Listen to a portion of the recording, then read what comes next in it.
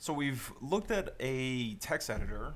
Um, Many of the first videos that I made were looking over Code Sandbox just so that you could potentially pilot a couple of ideas or get something on paper just to see what it would look like or just anything that you would potentially do with a sandbox.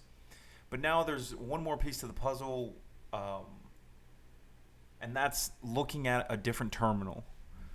I run my builds off of a MacBook Pro, but I didn't really like the terminal that came natively with the operating system. I felt like it lacked a lot of features.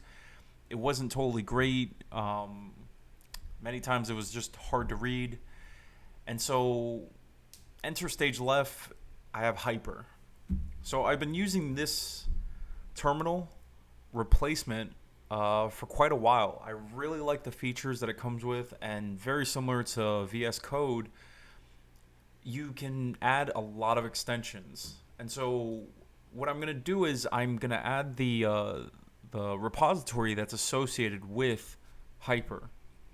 And so scrolling down, there is a ton of extensions that can just be added into it.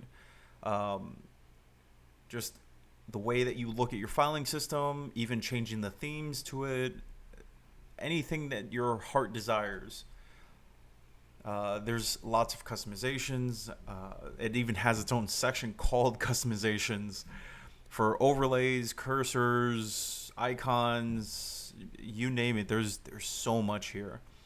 Not only is that available, it can also plug into other tools that you may already have and work in tandem. So definitely keep your eyes open and peeled for this.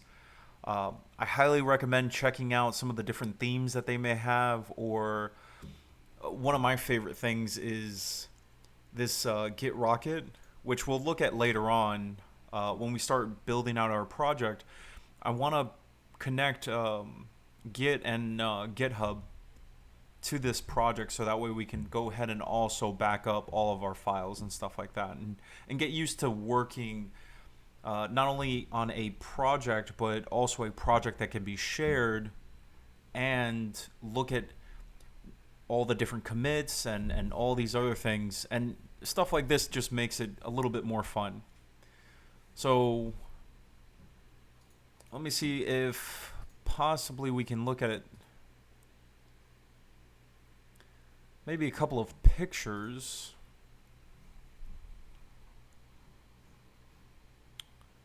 Yeah, not really seeing too many pictures on their website.